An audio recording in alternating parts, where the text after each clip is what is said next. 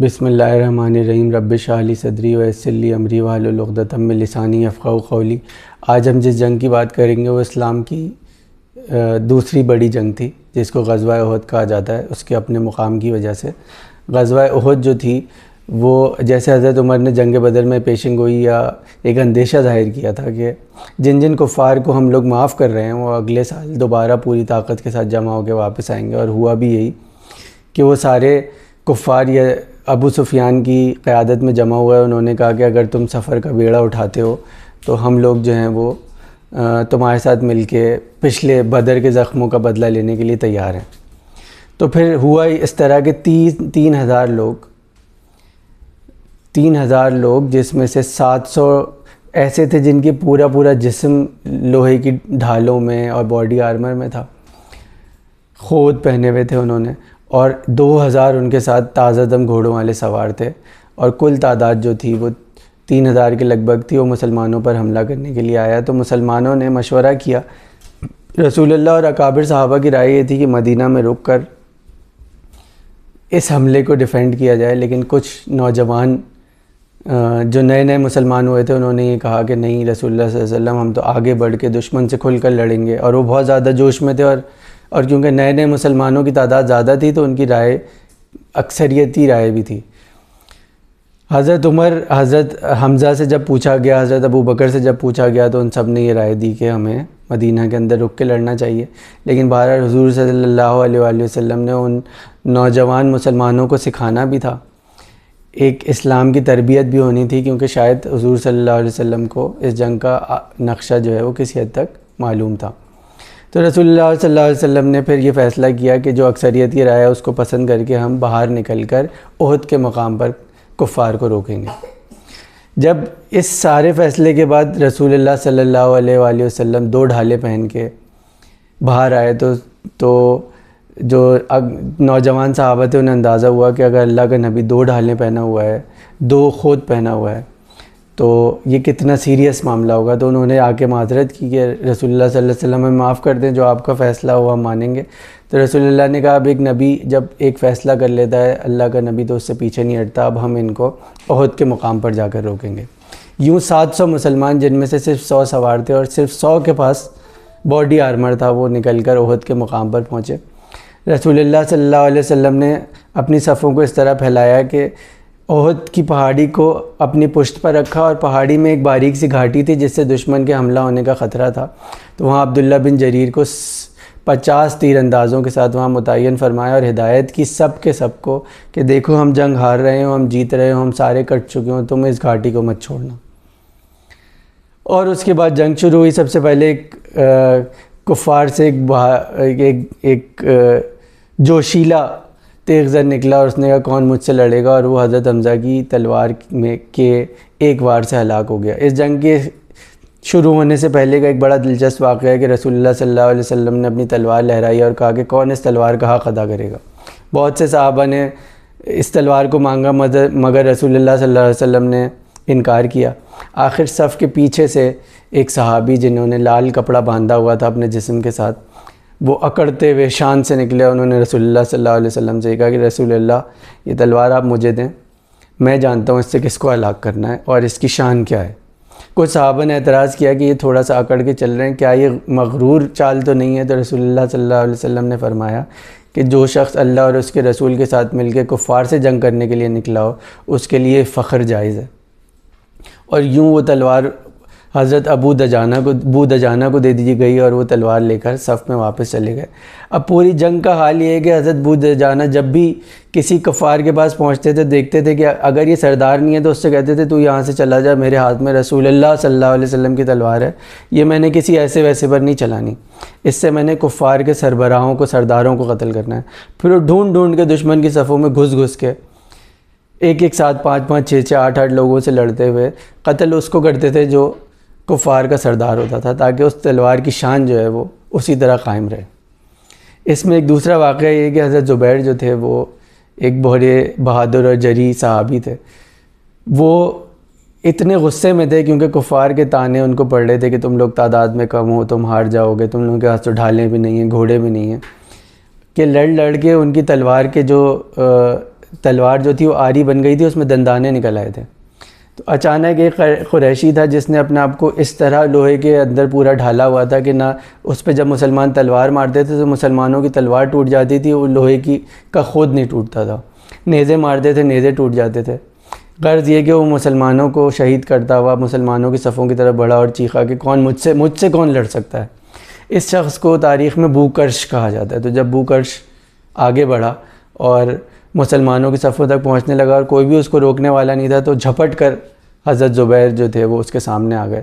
اس نے دیکھا کہ میرے سامنے ایک ایسا شخص کھڑا ہے جس نے کوئی باڈی آرمر نہیں پہنا ہوا، جس کے ہاتھ میں کوئی ڈھال نہیں ہے، بس ایک چھوٹی سی برچھی ہے اور قد بھی نسبتاً مجھ سے چھوٹا ہے. حضرت زبیر کی کچھ کہانی یہ ہے کہ ان کی جو ماں تھی ان کے اوپر بہت سختی کرتی تھیں. رسول اللہ صلی اللہ علیہ وسلم اکثر ان سے کہا کرتے تھے کہ تم زیادہ سختی کرتی ہو. تو وہ یہ جواب دیتی تھیں کہ رسول اللہ میں چاہتی ہوں کہ جب اس کا کفار سے مقابلہ ہو تو یہ مجھے شرمندہ نہ کرے اور یہ اتنا سخت اور مضبوط جان بن جائے. لیکن وہ خاتون بھی جو اتنی سخت مزاج تھیں وہ رسول اللہ کے پاس بھاگی ہوئی ہیں. انہوں نے کہا کہ رسول اللہ میرے بیٹے کے لیے دعا فرمائیے اور بتائیں کون جیتے گا. تو رسول اللہ مسکرا دیے.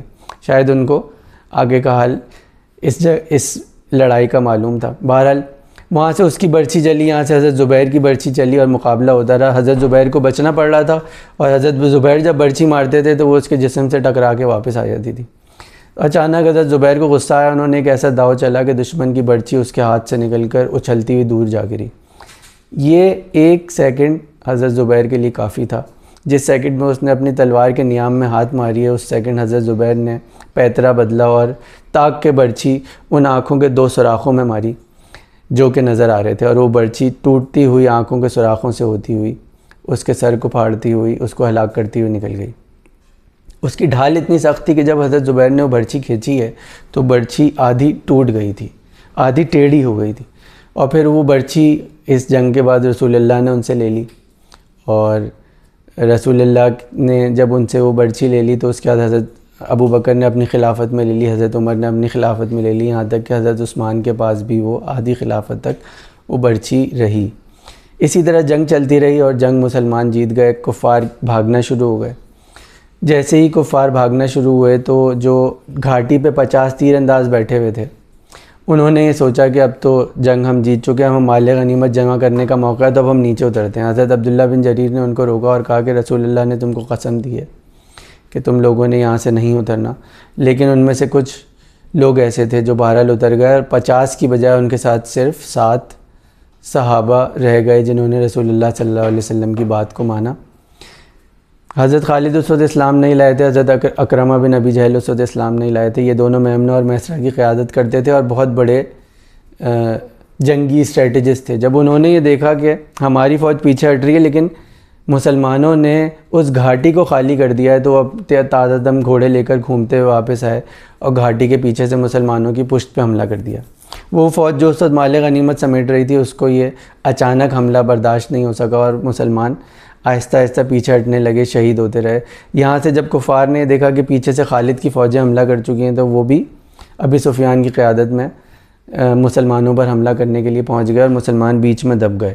اسی دوران رسول اللہ صلی اللہ علیہ وسلم پیچھے کھڑے ہوئے تھے کہ اچانک وہ ایک گڑھے کے اندر گر گئے اور مسلمان ہی سمجھے کہ وہ شہید ہو گئے ہیں. اب مسلمانوں پہ 2-3 طرح کی کیفیات طاری ہو گئیں. کچھ لوگ بالکل ہمت ہار کے واپس جانے لگے، کچھ لوگ جو ہے تلوار چھوڑ کر بیٹھ گئے.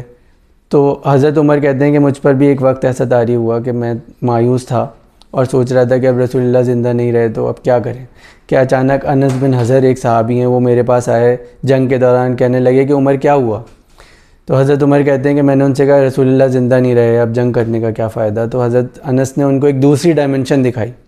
حضرت انس نے یہ کہا کہ اگر رسول اللہ صلی اللہ علیہ وآلہ وسلم زندہ نہیں رہے تو تمہارے زندہ رہنے کا کیا فائدہ ہے. اور وہ آگے بڑھے، لڑے اور شہید ہو گئے. تو حضرت عمر کہتے ہیں کہ ایک نیا ریوائول موڈ تھا جس کے بعد میں نے دوبارہ جنگ شروع کی. اسی دوران یہ اطلاع ملی کہ رسول اللہ زندہ ہیں مگر زخمی ہیں اور وہ پہاڑ کی طرف چڑھ رہے ہیں. تو سارے مسلمان ان کے پاس جمع ہونا شروع ہو گئے. ابتداً 30 لوگ اس پہاڑی پہ حضور صلی اللہ علیہ وسلم کے ساتھ ان کی حفاظت کر رہے تھے، جس میں کچھ نام بڑے مایہ ناز ہیں. اس میں ایک نام حضرت سعد بن ابی وقاص کا ہے جو کہ ایک ماہر تیر انداز تھے اور ایسے طاق کے تیر مارتے تھے کہ جہاں لگنا ہو، جتنی تیز ہوا میں بھی لگنا ہو وہ جا کے وہیں لگتا تھا. تو جب وہ پہاڑی پہ حضور کے ساتھ چلے تو حضور ان کو اشارہ کر کر کے بتاتے جاتے تھے کہ سعد وہ اللہ کا دشمن ہے، سعد وہ اللہ کا دشمن ہے، سعد وہ اللہ کا دشمن ہے، اور ایک ایک تیر دیتے جاتے تھے، اور حضرت سعد بن ابی وقاص ڈھونڈ ڈھونڈ کے تاک تاک کے وہ تیر ان کی طرف مارتے تھے۔ اس جنگ کا ایک اور واقعہ بھی ہے کہ ایک کافر نکل کے آیا اور اس نے کہا کہ مجھے رسول اللہ سے جنگ کرنی ہے، میں لڑائی کرنا چاہتا ہوں محمد سے صلی اللہ علیہ وآلہ وسلم۔ تو وہ جیسے ہی حضور کے پاس پہنچا تو حضور نے تلوار کا ایک اشارہ کیا، اس کو ہلکا سا زخم لگا اور وہ چیختا اور کفار کی طرف بھاگا۔ اور یہ اتنے خبیث تھے کہ یہ جانتے تھے کہ یہ رسول اللہ صلی اللہ علیہ وسلم ہے، لیکن پھر بھی جنگ کرنے آتے تھے۔ اس کا ثبوت یہ ہے کہ کفار نے کہا تمہیں تو ہلکا سا زخم لگا، اتنا چیخ کیوں رہے ہو؟ تو وہ کہنے لگا کہ یہ عام زخم نہیں ہے، رسول اللہ کا زخم ہے، اور میں مر جاؤں گا، میں ہلاک ہو جاؤں گا، اور وہ اسی زخم سے ہلاک ہوا۔ بہرحال مسلمان جب رسول اللہ صلی اللہ علیہ وسلم کے پاس پہاڑی کے اوپر جمع ہونا شروع ہوئے تو دوسرا ایک جو واقعہ ہے اس پہاڑی کے اوپر وہ یہ ہے کہ حضرت خولہ جو تھیں وہ رسول اللہ صلی اللہ علیہ وسلم کے سامنے ڈھال بنی ہوئی تھیں، جب کوئی تیر آتا تھا تو اپنی ڈھال سے روک لیتی تھیں، رسول اللہ کے پاس آنے نہیں دیتی تھیں۔ اور ان کی شجاعت کا یہ عالم تھا کہ رسول اللہ صلی اللہ علیہ وسلم نے جنگ کے بعد ہی فرمایا کہ جنگ میں تو میں جہاں دیکھتا تھا مجھے خولہ ہی لڑتی ہوئی نظر آ رہی ہوتی تھی۔ تو یہ ایک بڑا زبردست واقعہ ہے۔ بہرحال پھر حضرت عمر بھی وہاں پہنچے، باقی دیگر اصحاب بھی وہاں پہنچے، تو سب نے جب رسول اللہ صلی اللہ علیہ وسلم کو زندہ دیکھا تو ان کی خوشی کی لہر دوڑ گئی۔ اور اب یہاں پہ تاریخ نے کا مورخ حیران ہے کہ یہ ہوا کیسے کہ پہاڑی پر رسول کے ساتھ صرف 80 یا 90 یا 100 کے قریب اصحاب موجود تھے، اور نیچے 3000 کفار کا لشکر تھا۔ وہ پہاڑی بھی کوئی کیٹو کی پہاڑی نہیں تھی، وہ ایسی تھی کہ جس کے اوپر سے مسلمان نظر آ رہے تھے، لیکن کفار کے اوپر ایک عجیب سی ہیبت طاری ہوئی کہ ان 2500 لوگوں نے ان 80 لوگوں کو اوپر چڑھ کر ان کو حملہ کرنے کی کوشش نہیں کی، اور وہ ڈر کے نیچے ہی کھڑے رہے اور واپس چلے گئے۔ وہ پہاڑی کے نیچے آئے، ابو سفیان نے پوچھا کیا محمد جو ہے وہ مر چکے ہیں؟ حضرت عمر نے اجازت مانگی کہ میں جواب دوں، رسول اللہ نے انہیں منع کر دیا۔ انہوں نے کہا کیا ابو بکر اور عمر بھی مر چکے ہیں؟ رسول اللہ نے جواب دینے سے منع کیا۔ اس نے دوبارہ پوچھا تو حضرت عمر نے پھر جوش میں چاہ کے ان کو اجازت دی جائے، تو حضور صلی اللہ علیہ وسلم نے انہیں اجازت دی۔ انہوں نے کہا وہ اللہ کے دشمن محمد بھی زندہ ہیں، ابو بکر بھی زندہ ہیں، عمر بھی زندہ ہیں۔ تو وہ چپ ہو گیا، تو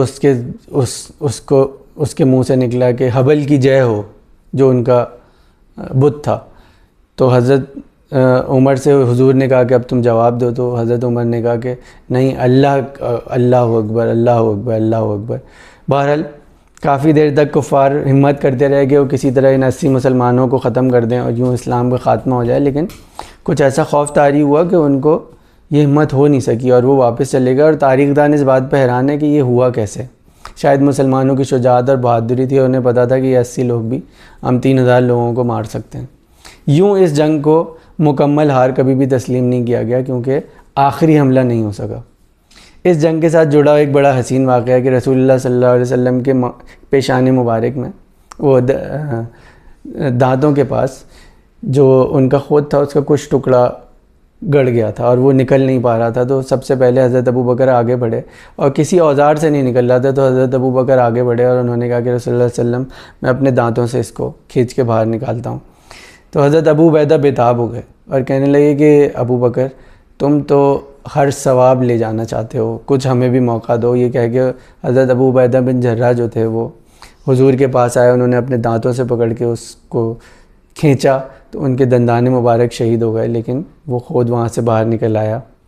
یوں اس جنگ میں مسلمان مکمل فاتح تو نہیں ہو سکے، شکست فاش بھی شاید نہ ہوئی ہو، لیکن ایک سبق ضرور ملا کہ جب اللہ کے رسول اور اکابر صحابہ ایک مشورہ دے رہے ہوں تو اس پہ مشورہ کرنا مسلمانوں کو چاہیے۔ اور پھر ہوا بھی یہی کہ تقریباً ساری جنگوں میں مسلمانوں نے اکابر صحابہ کے مشورے سے پہلے اپنا مشورہ پیش نہیں کیا۔